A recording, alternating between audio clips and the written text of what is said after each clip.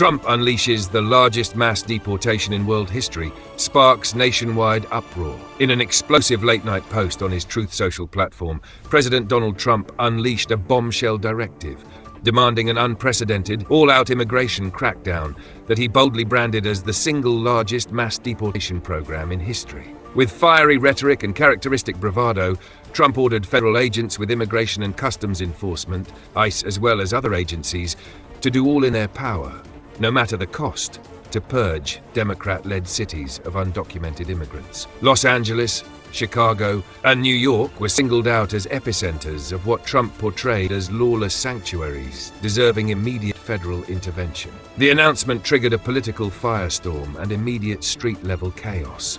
Outraged citizens poured into the streets in cities coast to coast, waving banners, chanting slogans, and facing off against riot-gear-clad police and troops. Tensions soared when Trump deployed National Guard units and Marines into Los Angeles, a militaristic escalation that Governor Gavin Newsom lambasted as an authoritarian stunt, vowing resistance and calling it an assault on state sovereignty. This dramatic policy surge marks the revival of a central pillar of Trump's hardline immigration doctrine, a vision forged on the campaign trail with promises of mass deportations, border walls, and televised raids. The administration, never shy about optics, has been meticulously documenting these efforts through staged press releases, carefully curated photo ops, and near-daily updates.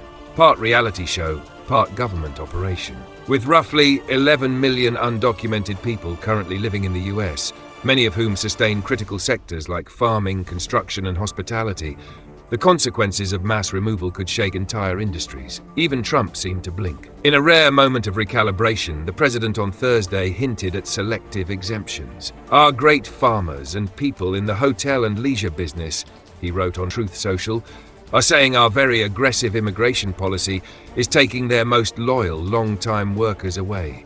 These jobs are almost impossible to replace." According to the New York Times, the sudden pivot came after Agriculture Secretary Brooke Rollins personally phoned Trump, sounding the alarm over fears from major farm owners who now face a potential labor collapse. Still, critics argue that this concession is less about compassion and more about capitalism, a cynical nod to wealthy donors and industries desperate to keep their undocumented workforce, even as deportation machinery roars to life. As the nation braces for what may become the most controversial enforcement push in modern history, one thing is certain: Trump's immigration crackdown has entered a new, volatile chapter, one that could redraw the moral and political lines of America itself.